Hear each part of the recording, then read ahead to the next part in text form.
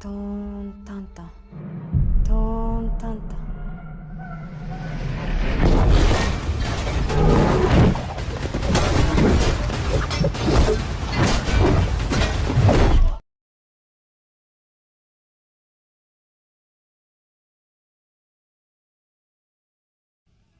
Halo guys, kembali lagi di channel Yende.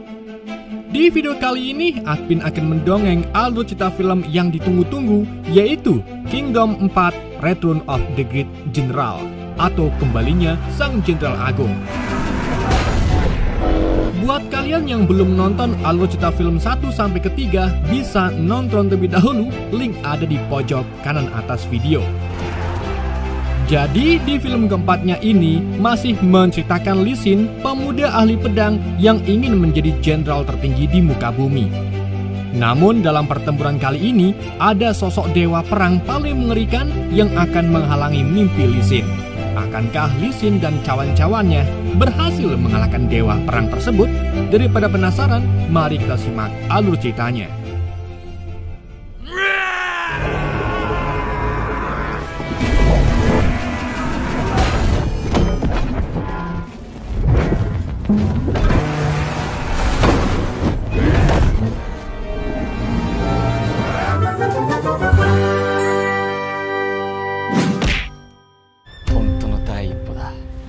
Di ending film Kingdom 3, kita sudah diperlihatkan bagaimana pasukan kerajaan Qin yang dipimpin oleh Jenderal Oki berhasil memukul mundur pasukan kerajaan Zhao yang ingin merebut wilayah Bayao.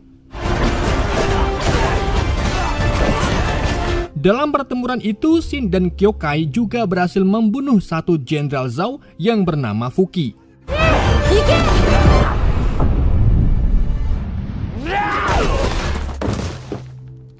Sementara teman Xin bernama Diao dan Kreweng yang pada saat itu menjadi analisis peperangan pasukan Qin, kedatangan tamu tadi undang yaitu seorang wanita dan pria misterius yang kita kenal sebagai Takia Genji.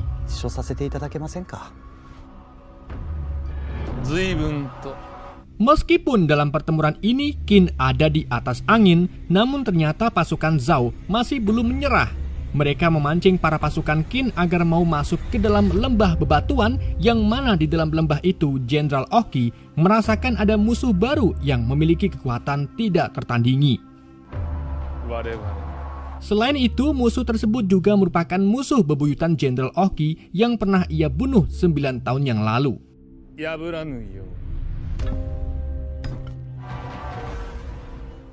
Musuh baru itu kemudian muncul di perkemahan Regu Hisin atau pasukan milik Xin yang terdiri dari para pria dari seluruh desa di wilayah Qin. Musuh itu dengan mudah mengalahkan beberapa pasukan Xin dengan tombak pisau melenggungnya. Ia kemudian memperkenalkan dirinya sebagai dewa perang atau Busin yang memiliki nama asli yaitu Hoken. Dan dari situlah cerita Kingdom 4 dimulai.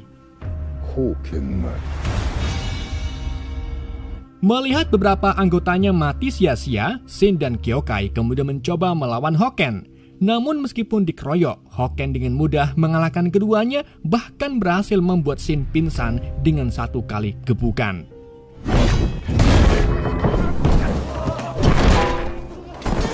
Karena Hoken mampu membaca pergerakan mereka, Kyokai akhirnya mengeluarkan jurus andalannya yaitu pocong melompat yang sampai saat ini belum ada yang bisa menangkis jurus tersebut.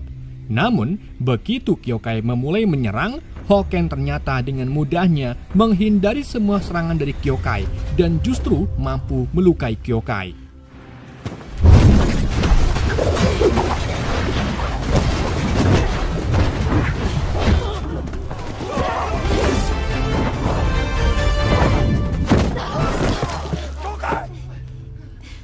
Ketika Hoken akan membunuh Kyokai, Kyokai lebih dulu diselamatkan oleh Xin. Xin lalu memerintahkan pasukannya untuk melempari Hoken dengan tombak. Tapi lagi-lagi Hoken mampu menangkis tombak-tombak tersebut dan menjadikannya sebagai bumerang sehingga anggota Xin yang gugur semakin bertambah. Lee Sin kemudian menggunakan kemampuan terakhirnya untuk menyerang Hoken lagi. Namun serangan itu percuma hingga akhirnya Hoken berhasil mengalahkan Xin dengan jurus mematikannya. Melihat Shin tak berdaya, semua pasukannya pun melindungi tubuh Shin dari serangan Hoken. Sampai akhirnya datanglah pasukan Qin yang akan membantu Reguhi Shin. Pasukan itu memberitahu Regu Shin bahwa Hoken adalah panglima tertinggi dari pasukan Zhao. Saat mereka hendak menyerang Hoken, pasukan Zhao yang dipimpin oleh Mangoku atau Wanji datang sehingga terjadilah peperangan di antara keduanya. Sedangkan Reguhi Shin mengambil kesempatan ini untuk membawa Shin serta Kyokai keluar dari medan pertempuran.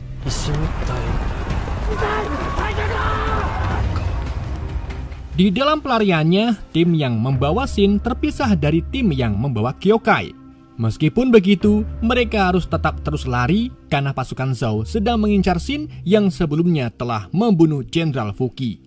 Namun, belum sempat pergi jauh, mereka berhasil ditemukan oleh Jenderal Wanji. Untungnya, Shin lebih dulu disembunyikan oleh dua bersaudara sekaligus teman Shin waktu kecil bernama Bito dan Bihe.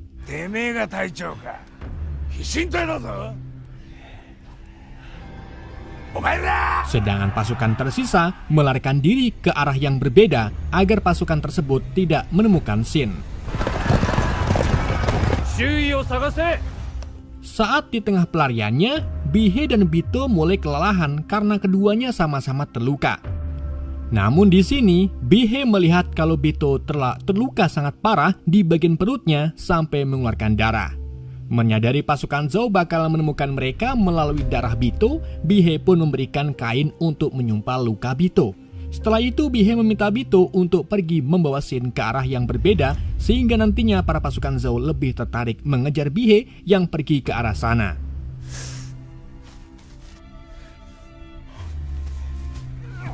Setelah berjalan cukup jauh, Bito akhirnya tak kuat lagi berjalan dan memutuskan untuk boboan di suketan. Shin yang mulai tersadar kemudian mulai mengobrol tentang persahabatan mereka waktu masih kecil. Bito juga meminta Shin untuk tidak menyerah dalam menggapai mimpinya menjadi jenderal tertinggi.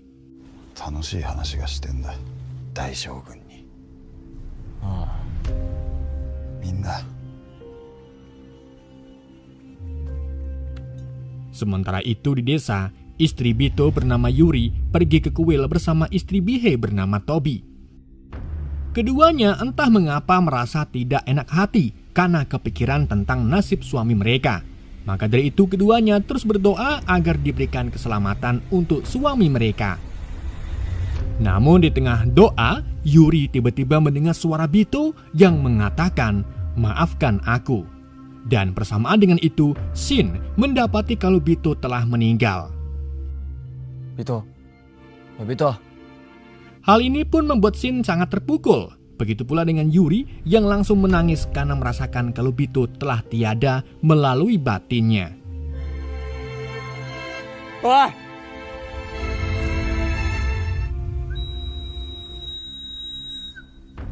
Di pagi harinya, semua pasukan Hishin akhirnya bertemu satu sama lain, termasuk Bihe dan kelompok Kyokai yang semalam terpisah. Salah satu anggota bernama Hairou lalu menanyakan keberadaan Shin dan Bito kepada Bihe. Bihe menjawab kalau ia sengaja meminta Bito agar pergi ke jalan yang berbeda untuk menghindari pasukan Zhao.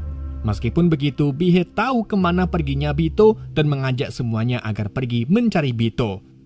Tapi di waktu yang sama, Shin tiba-tiba datang sambil menggendong Bito.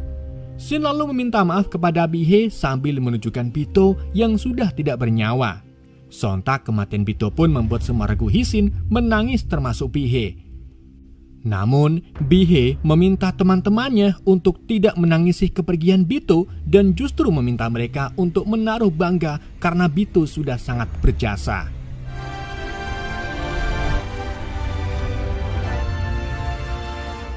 Setelah memakamkan Bito, Shin dan Kyokai mengobrol tentang kehebatan Hoken.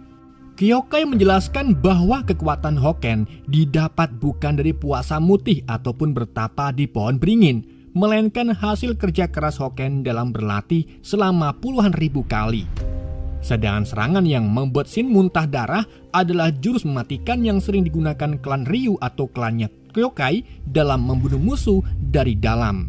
Tapi anehnya Shin mampu bertahan dari jurus tersebut dan sembuh dalam setengah wengi saja. する駆動者だ。 Beberapa saat kemudian, Ragu Hisin akhirnya bersatu lagi dengan pasukan Jenderal Oki. Shin lalu melaporkan kepada Oki bahwa pasukannya kini tinggal 36 orang. Namun meskipun sangat sedikit, Shin tidak menyerah dan tetap ikut berperang sampai titik darah penghabisan.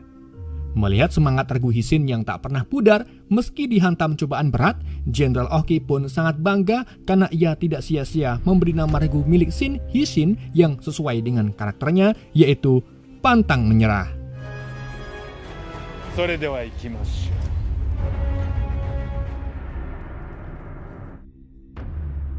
Sementara itu, pasukan Jenderal Mobu dan Jenderal Kano terlihat sedang bertempur melawan pasukan Zhao yang berada di mulut lembah. Dalam pertempuran itu, Mobu melihat Hoken, dan karena Hoken adalah salah satu jenderal tertinggi Zhao, Mobu pun langsung mengejar Hoken untuk membunuhnya. Jenderal Kano yang melihat Mobu masuk ke dalam lembah pun segera ikut mengejar dan memperingati Mobu kalau mereka tidak boleh masuk terlalu dalam. Karena jika mereka terlalu jauh, maka Mobu tidak bisa melihat perintah apa yang diberikan oleh Jenderal Oki. Meskipun sudah diperingati, Mobu terus mengejar Hoken sampai akhirnya Mobu berhasil membunuh Hoken dengan mudahnya. Tentu saja Mobu merasa aneh karena Hoken tidak selemah itu. Dan benar saja, ternyata Hoken yang Mobu bunuh bukanlah Hoken yang asli. Di waktu yang sama, tiba-tiba pasukan Zhao yang dipimpin oleh Jenderal Cao Shou datang dan langsung mengepung pasukan Mobu. Dan dari situlah Mobu baru sadar bahwa ini ternyata adalah jebakan.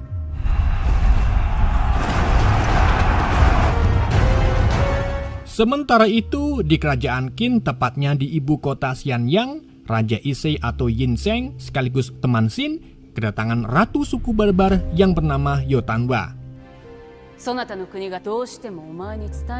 Kedatangan Yotanwa ke sini yaitu untuk memberitahukan Raja Yin Sheng tentang pembantaian 100.000 prajurit barbar di wilayah Pegunungan Batu. Jadi yang terbantai di mid-credit film ketiga ternyata bukan pasukan Qin, melainkan pasukan suku barbar saat membantu pasukan Qin melawan pasukan Zhao. Yotanwa merasa aneh karena selama ratusan tahun suku barbar selalu memenangkan perang di wilayah pegunungan. Dari situlah Yotanwa menyadari bahwa prajuritnya terbantai akibat adanya ahli strategi paling cerdas yang dimiliki oleh kerajaan Zhao. Dan setelah ditelusuri, ternyata ahli strategi itu adalah salah satu panglima besar Zhao dari ketiga panglima tertinggi. Dia bernama Jenderal Riboku yang rupa-rupanya Riboku ini pria misterius yang telah mendatangi Diao serta Kreweng.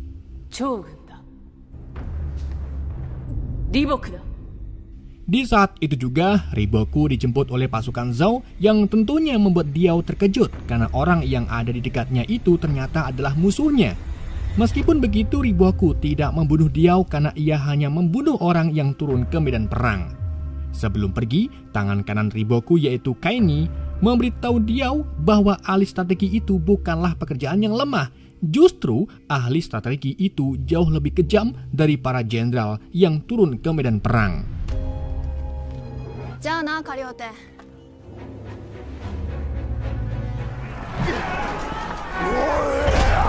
Sementara itu, Jenderal Oki dan Shin akhirnya masuk ke lembah untuk membantu Mobu. Jenderal Oki lalu menyuruh tangan kanannya yang bernama Jenderal Toh untuk menjalankan rencananya. Jenderal Toh kemudian mulai turun ke medan perang dan menggunakan kemampuan dalam memutar-mutar pedang untuk menyingkirkan pasukan Zhao.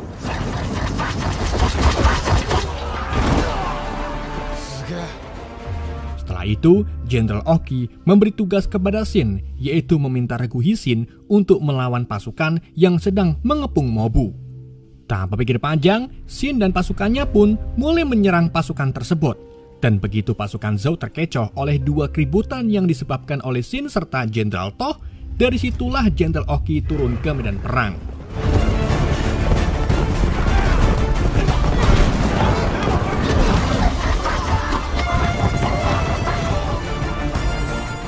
Setelah Oki memasuki medan perang, ia akhirnya bertemu dengan musuh lamanya, yaitu Hoken.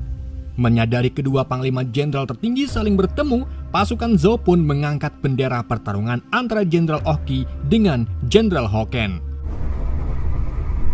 9年ぶりですか、ホーケンさん。 Sebelum perduelan dimulai, kita beralih ke Raja Yinseng yang sedang mengobrol dengan penasihatnya yaitu Sun Bonkun. Di situ Sun Bonkun bercerita tentang kisah cinta Jenderal Oki. Jadi, 21 tahun yang lalu, Kerajaan Qin memiliki jenderal wanita cantik bernama Jenderal Kyo. Kyo terlahir dari hubungan Raja Zhou atau ayahnya Yinseng dengan prajurit wanita Qin yang berpangkat rendah. Dan karena takut Kyo terlibat dalam perebutan tahta serta takut diolok-olok karena ibunya hanya seorang prajurit rendahan, Raja Zhou pun menitipkan Kyo ke ayah Jenderal Oki yang kemudian diasuh oleh asisten rumah tangganya. Mengingat Kyo besar dan tinggal di kediaman keluarga Oki, ia pun dekat dengan Oki, bahkan sangat ngefans sekali dengan Oki yang selalu menang dalam peperangan. Saking sukanya, Kyo juga berniat ingin menjadi istri Oki, namun untuk menjadi istri Oki, Kyo harus menjadi seorang jenderal tertinggi yang harus menaklukkan 100 kastel. Seiring berjalannya waktu, Kyo akhirnya diangkat menjadi jenderal dan menjadi ajudan Jenderal Oki. Kyo juga mendapatkan pujian dari Raja Zhou karena telah menaklukkan puluhan kastel. Namun pujian itu terlalu mencolok hingga akhirnya Kyo mengetahui kalau Raja Zhou adalah ayahnya.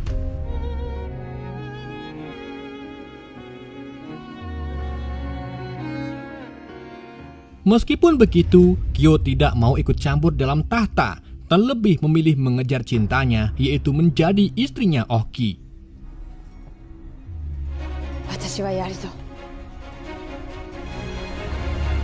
Pada suatu hari, Jenderal Oki menemui Kyo di ruangannya. Di situ Jenderal Oki memberitahu Kyo bahwa mereka mendapatkan misi untuk menaklukkan kastel ke-100, yang artinya jika Kyo menang dalam perang ini, ia akan menjadi istri Jenderal Oki. Mengetahui hal itu, Kyo pun sangat bersemangat. Namun naasnya, dalam misi ke-100, Kyo terbunuh oleh Jenderal Zhou yaitu Hoken. Melihat belahan jiwanya terbunuh, Oki pun marah besar dan menggunakan amarahnya tersebut untuk membunuh Hoken. Akan tetapi setelah Hoken terbunuh beberapa jam, ia entah mengapa hidup kembali. Itulah mengapa Hoken disebut sebagai dewa perang karena memiliki kemampuan seperti dewa. Kita kemudian kembali ke scene di mana Jenderal Oki dan Hoken akan berduel di depan para prajurit. Keduanya kemudian memulai pertarungan dengan menggunakan tombak pedangnya masing-masing.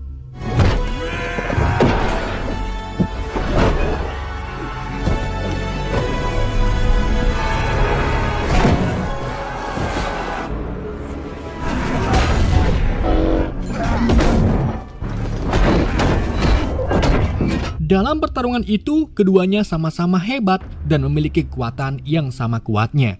Namun meskipun Hoken memiliki keterampilan bela diri yang sangat mahir, ia berhasil dikalahkan oleh Jenderal Oki.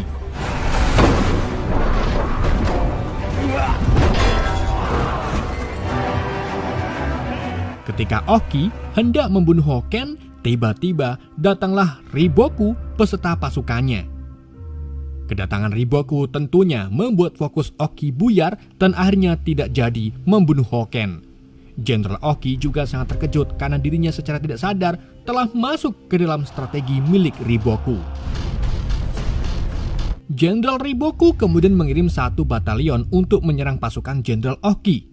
Gak cuma itu, Riboku juga mengirim salah satu jenderalnya untuk membunuh Oki secara diam-diam menggunakan panah.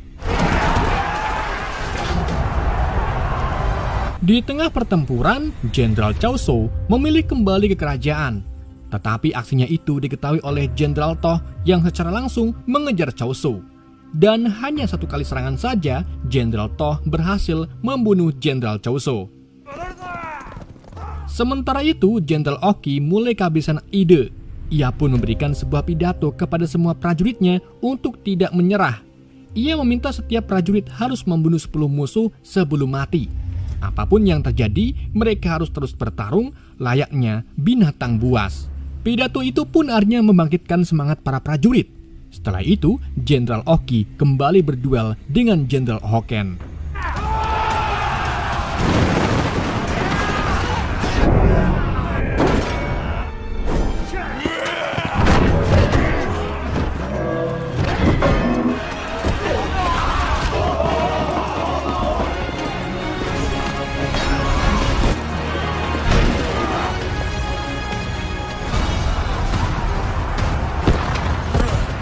Namun, di tengah itu, Shin dan Kyokai melihat kalau salah satu Jenderal Zou sedang mengarahkan panahnya ke Jenderal Oki.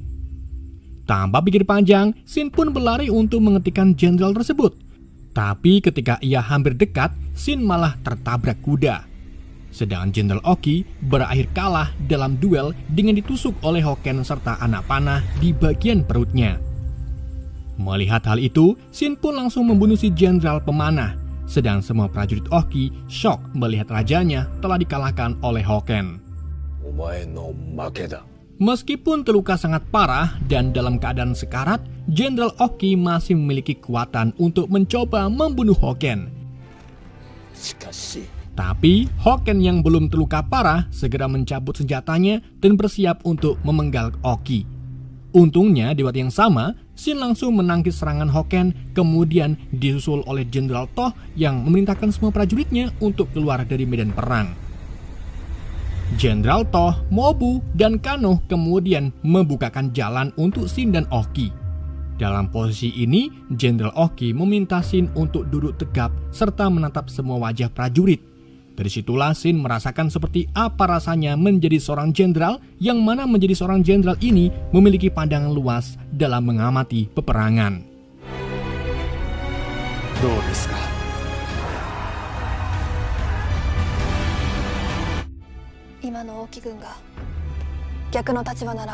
Sementara itu, Kaini menanyakan kepada Riboku kenapa ia tidak mengejar Oki. Riboku pun menjelaskan bahwa Jenderal Oki merupakan simbol martir bagi kerajaan Qin, di mana jika mereka membunuh Oki di tempat, maka semua pasukan Qin akan murka dan terus mengincar kerajaan Zhou. Dan jika itu terjadi, Riboku mengetahui kalau dirinya bakal mati oleh amukan pasukan Qin. Maka dari itu, Riboku membiarkan Oki pergi meninggalkan perang sehingga Oki bisa mendapatkan pemakaman yang layak. Setelah keluar dari medan perang, Oki kemudian mengumpulkan semua prajuritnya. Ia lalu menyerahkan seluruh prajuritnya kepada Jenderal Toh yang sudah setia menemani dirinya selama puluhan tahun. Sebelum meninggal, Jenderal Oki memberi Shin perintah untuk terus berlatih dengan cara ikut segala peperangan. Dengan begitu, Shin akan mendapatkan banyak pengalaman dan strategi apa yang ada di medan perang. Jenderal Oki lalu mewariskan senjatanya ke Shin tepat saat dirinya meninggal dalam posisi duduk tegap.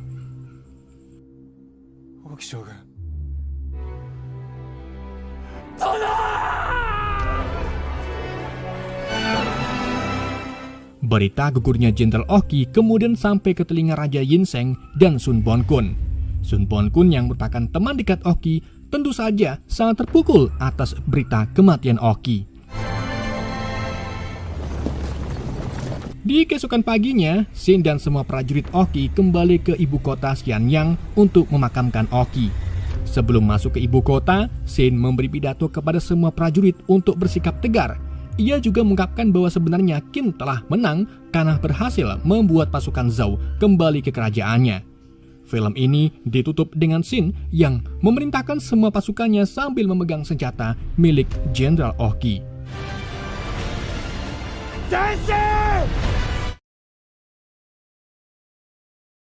Oke guys, itulah alur cerita film Kingdom for Kembalinya Sang Jenderal Agung. Semoga kalian terhibur dengan alur cerita yang saya bawakan. Mohon maaf jika ada kesalahan dalam penyampaiannya ataupun penyebutan nama. Sekian dari Yende, sampai jumpa di video berikutnya.